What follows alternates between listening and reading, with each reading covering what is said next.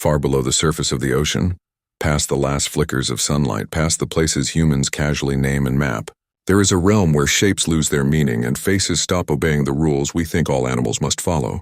A place where the idea of normal quietly dissolves under pressure measured in tons. And it begins with a feeling, not a sight. A slow tightening in the chest as the water grows colder and heavier. As if the ocean itself is watching you sink, layer by layer, into a world that was never meant to be seen, where time moves differently and survival demands compromises that feel almost wrong. Because here, evolution does not care about beauty or familiarity, only function. And as we descend through the twilight zone where light thins into a dim blue haze, the first signs appear. Fish with eyes too large, mouths too wide, faces stretched into expressions that look startled, broken, unfinished. And the deeper we go, the more unsettling they become. Because these faces are not accidents.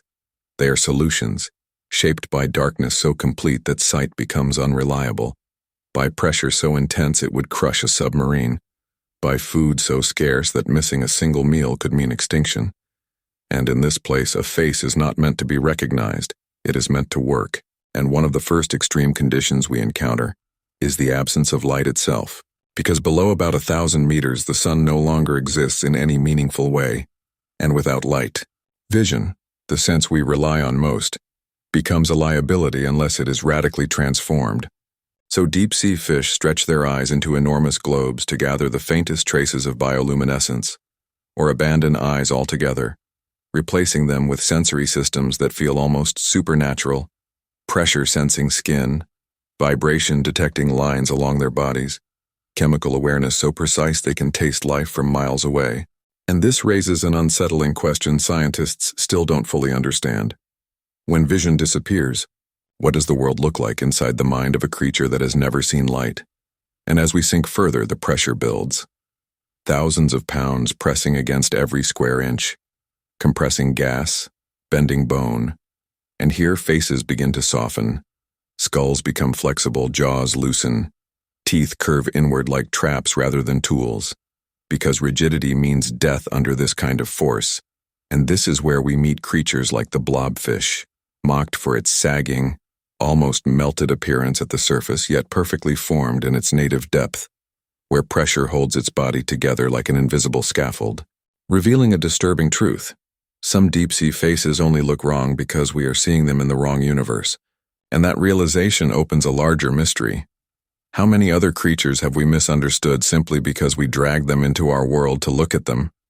And as we continue downward into the midnight zone, food becomes vanishingly rare, not a daily certainty but a random miracle. So faces evolve into weapons, mouths that can open wider than the body itself, teeth that curve backward to prevent escape, jaws hinged in ways that seem to defy anatomy, like the gulper eel, whose head looks like a stretched nightmare because in the deep sea you cannot afford to be picky, and scientists still don't know how often these animals actually feed, whether weeks or months pass between meals, and what that kind of waiting does to their biology over generations. And here the strange becomes stranger, because some fish don't just hunt, they advertise, growing glowing lures from their faces, living lanterns powered by bacteria they somehow farm within their own bodies.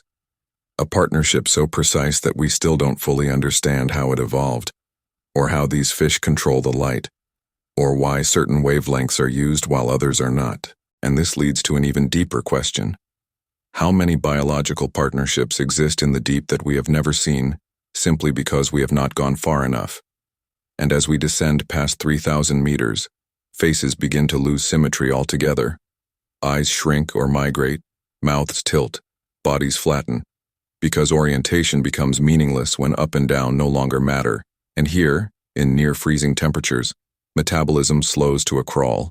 Expressions freeze into something eerily permanent, and the fish seem less like animals and more like living artifacts, relics from a time before the surface world settled into familiar forms. And scientists suspect some of these lineages may be tens of millions of years old, changing so slowly that they appear alien to us. Yet this raises a haunting possibility. If extreme environments preserve ancient traits, are we looking at the past of life on Earth, or at a possible future if conditions change, and deeper still beyond where most exploration vehicles can survive. Faces sometimes vanish entirely, replaced by smooth, featureless fronts.